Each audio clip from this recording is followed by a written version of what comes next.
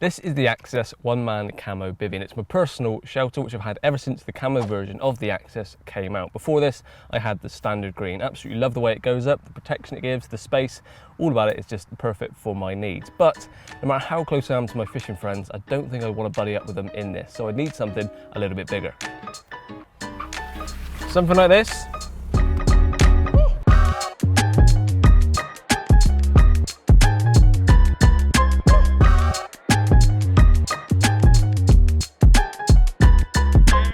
So this is the AXS 2-man camo version. Now, just like my AXS 1-man, as you see, the material is exactly the same, and it also follows the same design principles and setup as the 1-man. So if I refer back to my 1-man, just to show you how this one goes up, it works on a fanned out basis. Put the poles together, fan it out, pull the poles round and lock it into place. But where this one's slightly different is it's held in place by 3 tension bars, 2 either side and 1 across the top. And also, unlike the 1-man, this does require 2 people to put it up if you want to have a good time. Trying to do it by yourself, I think, will be a bit of a nightmare. And I've also given you a size sort of comparison of sticking my Skoda Octavia inside of here. But what is it in relation to the 1-man? So I'm going to quickly set it up on the inside just to show you the difference. Fan it out. Pulse round. And there we have the 1-man easily inside the 2-man. So just to give you a sense of scale, this is absolutely dwarfed by the 2-man. So frame-wise, nice and sturdy, and as you've seen, it follows the same principle as the single 1-man. It's the AXS spreader block system at the back, pulled tight by the tension bars. So nice and strong. All the poles are anti-twist. They're one-directional, so once you put them in, there's no way of them flexing or twisting at any point.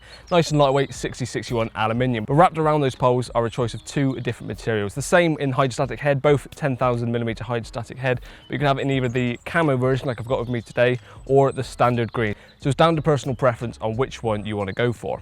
Now, although this bivvy is nice and stable as it is, if the wind's starting to pick up, due to the natural characteristics of it being much taller and bigger, it might get a little bit wobbly. So there are guy ropes provided, much bigger pegs as well. Attach these to multiple points around the bivvy, and it makes it much more stable. You just got to make sure that the ground isn't 90% rock, and you should be okay. Now, moving on to the front, we've got several different configurations of how you can have it, whether it's mozzie fronts, full panels, or clear PVC. But first thing I want to mention is the peak. That's one of the things I love about the 1-man, is just how big that peak is, because even without the front on, like the infill panel, it gives you so much protection from driving rain, and it's the same here. And also, as you can see, I'm 6'1", I'm not touching the peak. Probably only about an inch or so between my head and the peak, but it's lovely that you can stand up here. So if it was raining, you could still technically stand in the doorway and stay dry. So that's lovely that they've still kept that feature. Moving on to the front itself, we've got 2 big panels either side, one of which I've rolled up at the moment to reveal its mozzie panel. And also at the very bottom, we've got these storm vent straps. So these are rigid, you fold them out, attach the vent to that like I have on this side, so you can still get some airflow even if it's absolutely pissing down with rain, which is really nice to see. At the moment, I've got the door completely revealed back. Unclip that, roll it down. As you can see, easy to zip down one side, have it open one side or completely down. And you've got 2-way zips, so you can have it at any configuration you want. So if I undo that, on the inside, I've got 2 different door options which you can zip on or off depending on which one you want. So if you want full airflow but protection from the mozzies, you can put the mozzie infill panel, or if it's absolutely driving with rain but you still want to be able to see out, you've also got your clear PVC option. So these are things that you don't always have to take with you. So if you want to strip this back to not as much weight, you can do so. But for now, it's going to keep that door nice and stripped back because it's very warm today, and as you can see by my hair, very humid too. On the back, not as many options as you get on the front, but you've got everything you need. Mozzie panels or solid panels if you don't want to have the mozzies exposed, of course. Same again, we've got these storm vent sort of little straps that hold the peak open or the vent open, or also, like I've got on the other panel over there, you've got the elasticated toggle, so you can peg it out to make it nice and taut, strong. So if it's really windy and rainy but you still want the airflow, you can use that and it won't flap about. They have zips either side, so when you zip them down, they're nice and taut. It's not like it's all Velcro, so one of them going to come flapping off. And they're also covered by these baffles, so the rain can't ingress on those zips either. So quite handy that you've got those full airflow all the way from front to back. If you've got the front completely open or all the mozzie mesh panels, you're still protected from those mozzies, but a nice airflow all the way through for both you and your friend.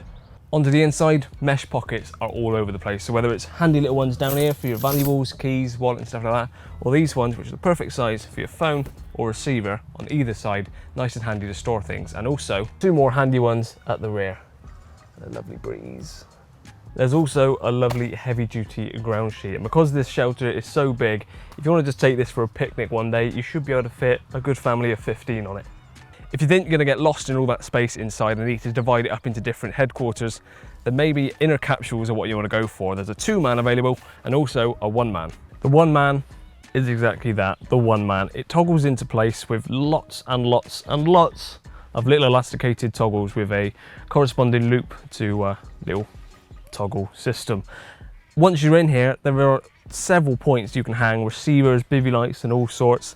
And around the outside, I don't think I've ever seen so many mesh pockets as this, but if you want to bring something for every single pocket, you can do so. So each one can have a different receiver, a bait needle in one, boilie socks in another, up to you, but there's stacks of storage room in here. And also, Ian is looking straight through the opened panel, but if you pan slightly to the right, you can see there is a full mesh panel which completely zipped off or zipped back, or you can have it like I have at the moment where half of it's open, half shut, or completely shut. So if you've got all the mozzie mesh vents open and you still want a little bit more protection in your bed quarters, then you can zip that up and make sure that this bit is completely mozzie free for at night.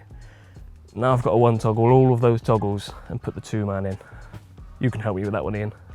Well, death by 1,000 toggles, we finally got the double capsule in place.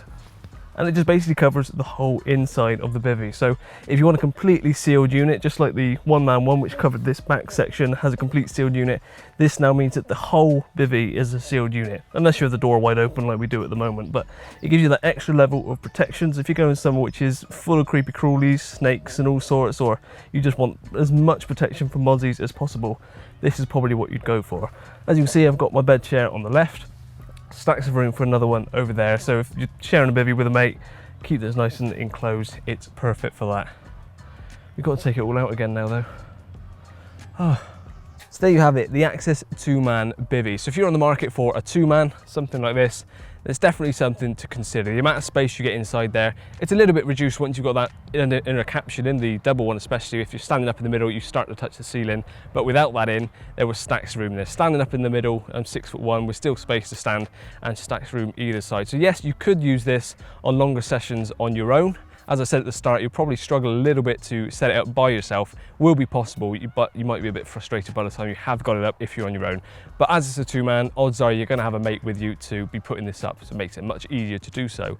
The inner capsules are optional extras, nice to add the extra element of protection, whether you need that if you're going abroad, somewhere that may requires it, or you just really hate creepy crawlies and use it in the UK as well, is an option. Ground sheet as well, keeps you nice and clean from the bottom. But overall, I think it was nice and easy to set up. I've not set up many 2-men bivvies before. I have done some before, and none of them are exactly easy because of the whole idea of them being so tall and wide. They can be a bit fiddly to do, but this one wasn't very difficult at all to set up. So it really is something to consider. But I think that's pretty much it for now. Bub? Yeah, Bub. Oh, by the way, Ian, you're buffing out those zip scratches on my car.